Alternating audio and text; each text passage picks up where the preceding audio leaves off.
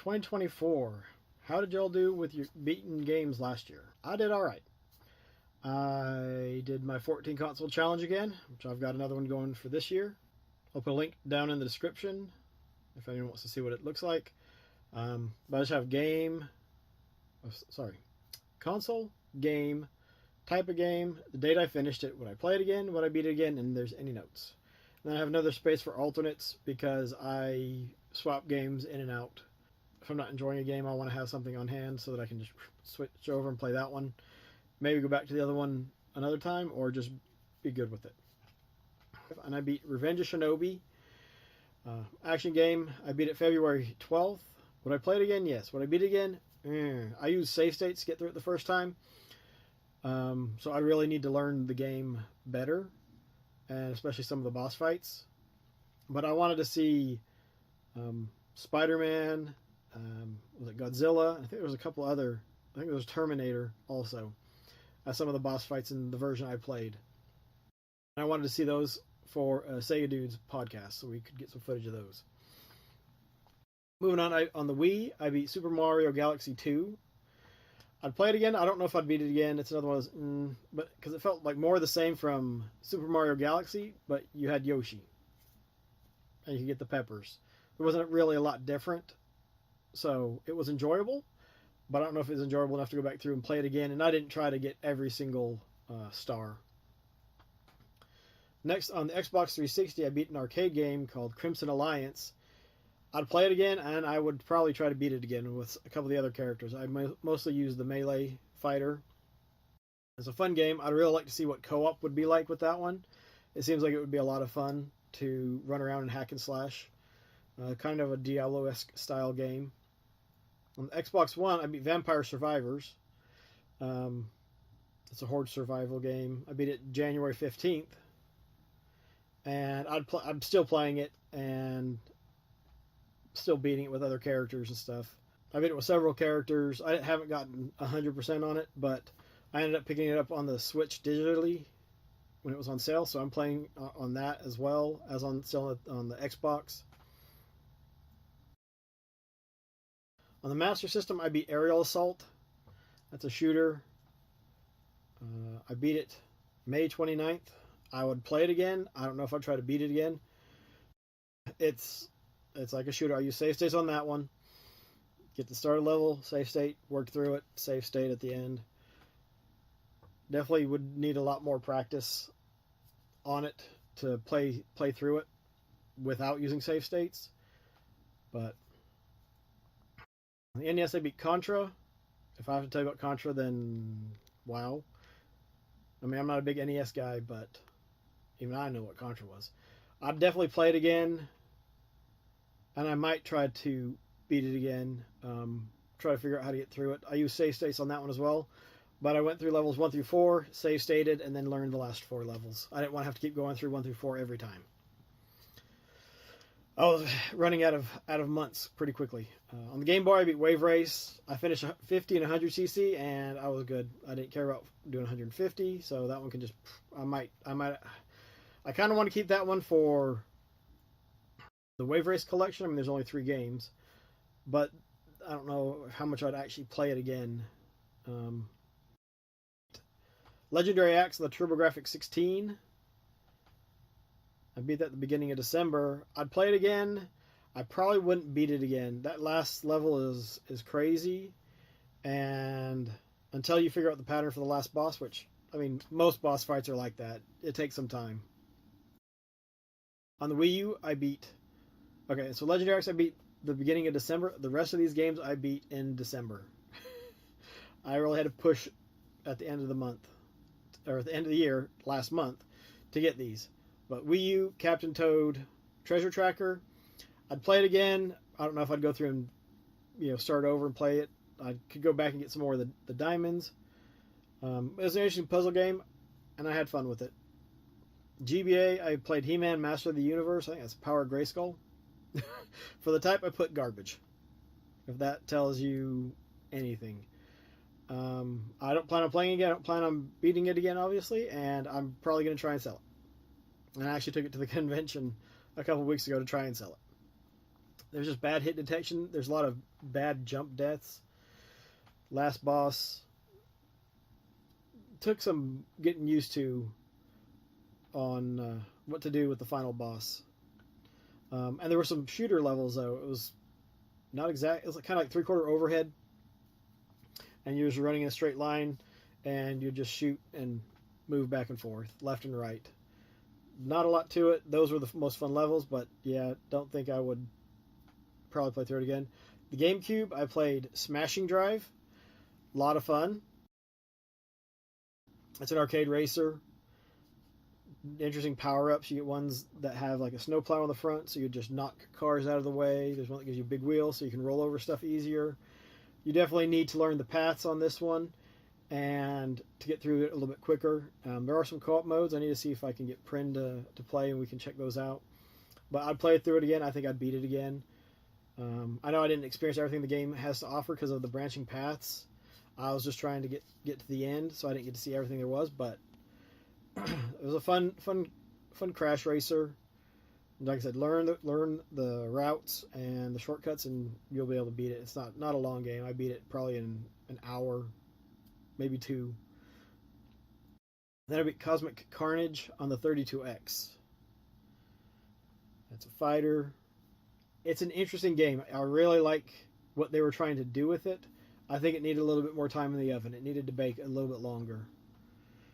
But you could choose different armor, and with those armor you would get different moves. So that was pretty neat. Nice little way of doing it. On the Game Gear, I beat Cutthroat Island. It's an action game. I actually enjoyed the movie with Gina Davis and I think it was Matthew Modine. I don't know, but it's a fun light swashbuckling. There's some cart levels. Climbing is a bit rough. Like I had several deaths where trying to jump onto a rope or onto a vine to climb it, and they just wouldn't grab it. Like the hit detection, I don't know exactly what was off, but there were some irritating parts with that. And then Batman Beyond: Return of the Joker on the Game Boy Color. It's a beat 'em up. I might play it again. Probably wouldn't beat it again. It's an okay game for a car ride. It's really repetitious, and there's too many warehouse stages. Or just seems like it makes the game drag on some. It's interesting. I didn't even pay any attention to the story. I couldn't tell you about the story. I skipped all the in-game cutscenes because I beat that one on the 29th, and I was trying to just beat it. I wasn't interested in the story. I wanted the gameplay. But moving on to other games I beat outside of the 14 console challenge. Another game on the Wii I beat, Metroid Other M. I really wanted to like Metroid Other M. There were parts I was like, this is fun, I'm really enjoying it, and then you get to other parts I was like, oh my gosh, this is horrible, this is the worst game ever. I was not a fan of, you holding the Wiimote like this and having to flip it around to go into first person mode. Sometimes it was too delayed, sometimes, and okay, it might have been my fault that I'm just old and slower, but it didn't make it any more enjoyable. And I think the game would have benefited from just having one or the other mode. If it had been a 2D only mode, I think it would have been a nice entry in the Metroid series. Skipping some of the story stuff, but I really wanted to like it. I'd probably play it again. I don't know if I'd beat it again. I actually wanted to try to go back and pick up everything, and I decided, it's just not worth it. On the Switch was Hyrule Warriors Definitive Edition. I played through that. I still want to go back and play it and unlock 100%. That might be my favorite Zelda title. I haven't played Calamity. Is it Calamity of Warriors? Calamity of Eternity? Calamity of something? But it's really fun. It's quick. You can just jump in and run through it. A lot of fun. All right, on the Xbox One, Merge and Blade. I played on Game Pass. It's a merging game. Get 3 of the same character. They combine it and they become a stronger type. After battles, you can upgrade the strength and unlock new characters that you can merge up to. It was fun. I enjoyed playing through it. And actually, I was trying to grind money when I beat it. Next up is Disney's Bolts, one I just had, and I was like, okay, here, let's check this out. I think I have it. I know I had it digitally. I'm not sure if I have it physically or not. There was some rough controls on it. The girl could run around with a wheelie bar, and she had the option so she could put it in between like two straight vertical pillars, walls, whatever, and she would use that to go up with it. And it was also her weapon so when she was attacking. But it was interesting. She could use that so you could traverse a little bit quicker along things instead of slowly, hand over hand for stuff. She'd hop on it with a wheelie bar and go, just zip on out of the way. Thought that was interesting, but I might play it again. I wouldn't beat it again. It's just not worth it. I beat Aerial Assault on the Game Gear, which is a fairly different version than on the Master System. Both good games, both fun shooters.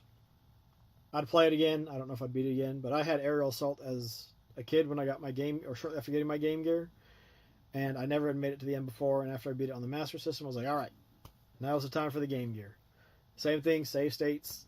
After I ran through a level and got really good at it, save state at the next level, on and on. On the Master System, I beat Street Fighter 2. Not a great game. I'd play it again. Beating it wouldn't take that much time, so I probably would. But I beat it with Balrog and Bison. I think it's just really neat what they were able to do with the Master System. There's not a lot of sound. There's stuff missing, but it was fun. It's an 8-bit system. They could do some nice stuff on the Master System, even when they were demaking it from a 16-bit console. On the Dreamcast, I 100%ed the gallery finally for Soul Calibur 2. Sorry, no, Soul Calibur. I beat Soul Calibur 2 on the GameCube too, but that comes later. Soul Calibur is one of my favorite fighting games. It's the last fighting game that I really, really, really, really enjoyed. The newer ones, they just got too much extra stuff in them. They're super hypo duper combo, whatever, revenge, blah blah blah. Not for me. That's all right. My time has come and gone, Shunny. On the Cowabunga Collection, I beat with a buddy TMNT and Turtles in Time on the arcade. I hadn't beat either of those before, so that was pretty cool to be able to play through with him. They're both fun games. If you don't have the Cowabunga Collection, or you don't have Game Pass, or if it's still on Game Pass. Both of them are great games. Lots of fun. Hoping to play through more of it. Now, GameCube, Soul Calibur 2. I just ran through the arcade mode with Nightmare. I love playing with Nightmare. That giant sword is just so much fun. Knocking them off the edge or out of the ring. So much fun. So much fun. And NES, I beat Super C. Contra and Super C I beat for Cartridge Club Game of the Month in, was it August? July, I think it was a month. One of those two. It's a nice sequel. I enjoyed the first one more. There's a couple I beat for Halloween. Ones that I've already beat, but I beat Luigi's Mansion, Ghostbusters, and Ghouls and Ghosts. Luigi's Mansion is one of my favorite games for the GameCube. It was what made me want to get a GameCube when it was released. And the Prime series. I got my GameCube off of eBay, and it came with Luigi's Mansion, Metroid Prime, and some other games. I paid $150, and I think it had like 6 games, including Animal Crossing, and the Animal Crossing memory card. Great game. It's one I'd like to play through every year, but I just don't usually get around to it. But last year I was like, I'm going to do it. Then for, I think it was Omega Ace Halloween Boss Challenge, he wanted you to record fighting the final bosses, and I ended up playing through Ghostbusters on the Master System and beating it again, and Ghouls and Ghosts, which Ghostbusters can be really tricky, especially the stair level, and I was surprised I actually was able to do it. And Ghouls and Ghosts on the Master System, with the power-ups, it's not difficult. You have infinite lives, so you can get through it and figure out how to do it. And the last thing on the list is Metroid Dread. Metroid Dread, I loved. I still want to go back and play it again, but I had told myself I couldn't because I had other games I had to play. I was hoping to get one game beat in January, and I haven't made it yet. And I'm recording this at the end of January. But Metroid Dread, I played through and beat it on normal, November 6th. I played through hard and beat it on the 24th. The 22nd, I played it and beat it on Dread and got 100% on it. That took a lot of time. It took 24 hours to get through that for Dread difficulty. But I also played through Rookie. I played through Hard again. And Normal again, I think. I beat it 6 times. So Rookie, Normal, Hard, Dread, Hard, Normal. 6 times. And I still want to play through it again. It's the first game in a long time that has really just connected with me. I'd like to do a more in-depth review. Don't really know if that's necessary, but something I'd like to do because I loved it. I still want to play it. I want to go back, do it some more. I want some more. Let me have some more. That's what I was able to do last year for beating games. I played plenty of other ones, but that was what I did. And, you know, if not for Dread, I probably could have played through some more. But you know what? It's okay to play one game a lot. And Dread, thankfully, save spots frequently enough that if I only had 15 minutes to play, you could actually get somewhere on it. With the Switch being a handheld console, it was made with that in mind, I'm guessing. And it worked out really well. I really enjoyed it. Thanks everybody for watching. Everyone's had a good start to their new year. And everyone take care, have fun, be kind of one another, stay safe, keep it retro, God bless. Like, comment, share, subscribe, all that jazz.